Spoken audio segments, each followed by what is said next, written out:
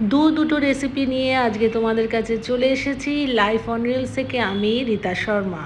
খুব ভালো দুটো রেসিপি তোমাদের সাথে আজকে শেয়ার করব। প্লিজ পুরো ব্লগটা শেষ অবধি তোমরা কিন্তু আমার সাথে থাকবে। আশা করি সবাই খুব ভালো আছো, সুস্থ আছো। আজকে দুটো রেসিপি তোমাদের সাথে শেয়ার করব। এতক্ষণে নিশ্চয়ই তোমরা একটু আন্দাজ করতে পেরে গেছো থাম্বনেল দেখে যে আজকে গাঁঠি কচু দিয়ে রান্না করা হবে। গাঁঠি কচু দিয়েই দুটো রেসিপি তোমাদেরকে আমি দেখাবো। আর খুব তাড়াতাড়ি খুব সহজভাবে এটা করে নেওয়া যায়। প্রথমে গাঁঠি কচুগুলোকে ভালোভাবে খোসা ছাড়িয়ে নিয়ে আমি ভালো করে জল দিয়ে ধুয়ে রেখে দিয়েছি। আর এখন এটা প্রথমেই একদম ছোট ছোট মাঝারি এরকম সব রকম সাইজেরই রয়েছে। এখন এটা প্রথমে আমি দিয়ে দেবো প্রেশার কুকারে। কেননা নর্মালি প্রেশার কুকারে আমি দিই না, কেননা এটা খুব তাড়াতাড়ি সেদ্ধ হয়ে যায়। কিন্তু আজকে ভর্তা বানাবো। আর কী লাগবে তার জন্য তোমাদের দেখিয়ে দিই। শুকনো লঙ্কা, কিছুটা প্রন নেওয়া হয়েছে, চিংড়ি মাছ, একটু রসুন থেতো করে নিয়েছি, পেঁয়াজ কুচি নিয়েছি। সর্ষের তেলের মধ্যে আমি সব একসাথেই দিয়ে দিয়েছি ভাগে ভাগে। দেখো এখানে পেঁয়াজ কুচি দিয়েছি, ওইখানটা একটু রসুন কুচি দিয়েছি, 4টে মতন শুকনো লঙ্কা, আর এদিকে 4টে বড় সাইজের আমি চিংড়ি মাছ দিয়ে দিয়েছি। চিংড়ি মাছগুলো কিন্তু খুব কড়া করে ভাজা হবে না, সেই কারণেই আমি একসাথে সর্ষের তেলে, পুরো রান্নাটাই কিন্তু সর্ষের তেলে এটা বানাতে হবে। যে কোনো ভর্তা বানানো মানে সর্ষের তেল দিয়েই বানাতে হয়, মানে সেটার একটা আলাদাই ঝাঁঝ থাকে, টেস্ট হয়। তো আমি এখানে একসাথে গাঁঠি কচুগুলোকে আমি সেদ্ধ করে রেখেছিলাম। কিছুটা রেখেছি একটা তরকারি করব বলে, আর কিছুটা রেখে দিয়েছি ভর্তাটা বানাবো বলে। এবার এটা বেশি কড়া করে আমি কিন্তু ভাজবো না চিংড়ি মাছটা, তাহলে খুব চিংড়ি মাছ যত ভাজা হয় জানোই তোমরা যে খুব শক্ত হয়ে যায়। আর এদিকে আমি এটাকে প্রথমে একটা হামাম দিস্তার এটা দিয়ে আমি ভালোভাবে একটু ভেঙে নিচ্ছি। আর যেহেতু এটা একটু তোমরা জানো যে এই কচুটা একটু ল্যাতল্যাতে টাইপের হয়, তার জন্য আমি ভাবলাম যে হাত না লাগিয়ে আগে এটা দিয়েই দেখি ভালোভাবে করা যায় কি না। তো ভালোভাবে এটাকে একটা মানে ভেঙে নিয়েছি।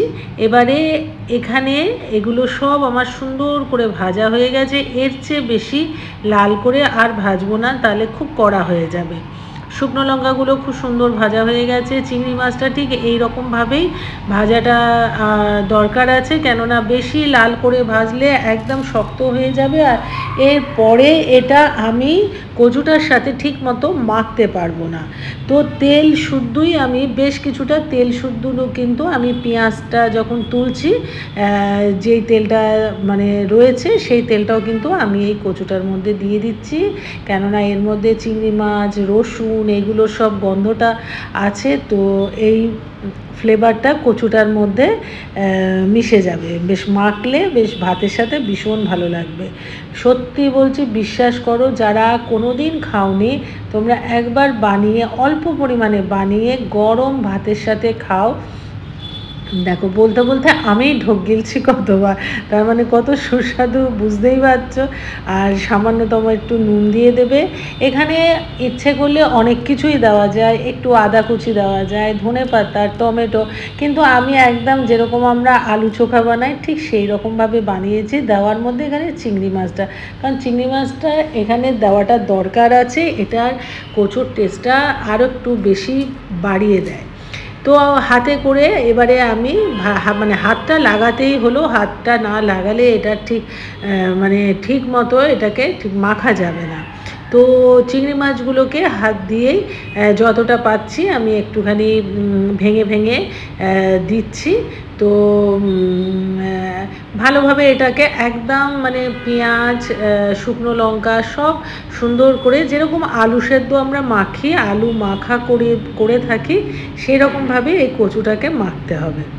খুব সুন্দরভাবে আমার এখন এখানে মাখা হয়ে গেছে। এটা অনেক সময় আমি তেলে ফ্রাই করে নিই, কিন্তু আজকে আমি ওপর থেকে একটু কাঁচা তেল আমি ছড়িয়ে দিয়েছি। এই কাঁচা তেলটা আর মাখা তেলটার মধ্যে মানে অপূর্ব একটা টেস্ট আসে সেটা না খাওয়া পর্যন্ত তোমরা ঠিক বুঝে উঠতে পারবে না। তাই প্লিজ তোমরা ঘরে একবার বানিও, ভীষণ ভালো। এর সাথে আর কোনো কিচ্ছু দরকার পড়ে না। যারা কচু খেতে ভালোবাসো তাদের জন্য এটা মানে ভীষণ একটা প্রিয় খাবার হয়ে যাবে, এইটুকু আমি গ্যারেন্টি দিয়ে বলতে পারি। কচুর থেকে আমি কোনো দিন কচু বা লতি এইসবে আমি মানে পছন্দ করতাম না, কিন্তু এগুলোই যে কখন আমার একটা প্রিয় খাবার হয়ে গেল আমি নিজেও জানি না। যাই হোক, ভাতটা তো রেডি হয়ে গেল। এবার যেই ব্যালেন্স কচুটা ছিল তার সাথে আমি দুটো আলু 4 টুকরো করে কেটে একসাথে বয়েল করে নিয়েছিলাম, সেগুলো পুরো ওই তেলটার মধ্যেই আমি দিয়ে দিয়েছি। এবারে এই তেলে আগেই আমি চিংড়ি মাছ ভেজে রেখে দিয়েছি, আর এখন এটা একটু নেড়ে চেড়ে নিয়ে এর মধ্যে আস্তে আস্তে করে আমি সব মেশাতে থাকবো। বিশেষ কিছু লাগে না। এখানে প্রথমেই আমি একটু পেঁয়াজ কুচি, রসুন, আদা রসুন বাটা, একটু রসুন কুচি, কাঁচা লঙ্কা, টমেটো সব দিয়ে দিয়েছি। দিয়ে ভালোভাবে একটু নেড়ে চেড়ে নিয়ে এখন এখানে আমি লবণ, হলুদ আর কাশ্মীরি লঙ্কাটা আমি ওপর থেকে দিয়ে দেবো। আর এখানে বিশেষ কিছুর প্রয়োজন পড়ে না, যেহেতু এটা চিংড়ি মাছ দিয়ে রান্না হবে। এই রান্নাটা প্রায়শই করে থাকি, কেননা চিংড়ি মাছ দিয়ে আমরা কচুটা আনলে চিংড়ি মাছ দিয়েই করি।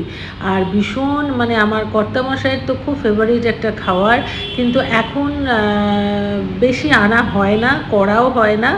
কচুটার কিন্তু অনেক মানে যদিও এত তেল এই সমস্ত দিয়ে করছি কষিয়ে, কচুটার অনেক উপকারও কিন্তু আছে। নাকি এটাতে উচ্চ রক্তচাপটা একটু কন্ট্রোল হয়, তারপরে ওয়েট নাকি একটু কন্ট্রোল হয়, মানে বাড়তে দেবে না ওয়েটটা। তো যাই হোক, আরও অনেক উপকারিতা কিন্তু এই গাঁটি কচুর আছে। তো চিংড়ি মাছটা ভাজা তো আমার আগেই ছিল। দেখো চিংড়ি মাছের সাইজগুলো বেশ মিডিয়াম সাইজের, ভালো, খুব ছোট চিংড়ি মাছ নয়। এগুলোতে কুচো চিংড়ি মাছ দিলেও কিন্তু ভীষণ ভালো লাগে, কিন্তু আমাদের এখানে সবসময় কুচো চিংড়িটা আমরা পাই না। তো ভালোভাবে কিন্তু আমি জল দিইনি তখনও পর্যন্ত। এই এতক্ষণে কষানোর পর আমি পরিমাণ মতো এখানে জল দিয়ে দিলাম। যেহেতু কচু কিন্তু ভীষণভাবে জলটা টেনে নেয়, তার জন্য সেই রকম পরিমাণ মতো একটা বুঝে জলটা দিতে হবে। যদি আমি এখনই এটা নামিয়ে ভাতের সাথে খেয়ে নিই তাহলে কিন্তু বেশি জল দেওয়ার প্রয়োজনই পড়বে না, কিন্তু যদি আমার বেশ একটু সময় লাগে তাহলে কিন্তু জলটা তোমরা একটু বেশি করেই দিও, কেননা হয়ে যাওয়ার পর কিন্তু এটা যখন একটু ঠান্ডা হতেও থাকবে আর জলটা টানতেও থাকবে। এখন আমার এটা ভীষণ ভালোভাবে, দেখো রঙটা কি সুন্দর এসছে। এখানে এখন আমি একটা দুটো আলু আর কচু একটু ভেঙে দেব যাতে একটু ঘন হয় গ্রেভিটা। তো নর্মালি এখানে আর কিছু দেওয়ার থাকে না, একটু গরম মশলা ছড়িয়ে দিলাম, ধনে পাতাটাও দেওয়া যেতে পারে। এখন আমি আর ধনে পাতাটা দিইনি, কেননা যেহেতু চিংড়ি মাছটা রয়েছে তার জন্য চিংড়ি মাছের নিজস্ব একটা তো ফ্লেভার থাকে, তাই ধনে পাতাটা দিইনি আমি, ওটা দেওয়া যেতে পারে।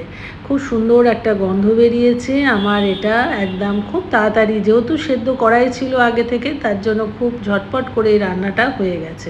কেমন লাগলো এবার নিশ্চয়ই তোমরা আমাকে একটু জানাবে যে কচু ভর্তা আর কচুর এই তরকারিটা তোমাদের কেমন লেগেছে। যারা প্রথম আমার চ্যানেলে এসে আমার এই ব্লগ দেখছো, প্লিজ তোমরা চ্যানেলটাকে সাবস্ক্রাইব করে দিও। পাশে থাকা বেল আইকনটাকে অবশ্যই করে প্রেস করো, যাতে নতুন ভিডিওর নোটিফিকেশানগুলো সবার আগে তোমাদের কাছে পৌঁছে যায়। এরকম অনেক পুরনো রেসিপি তোমাদের কাছে নিয়ে চলে আসব।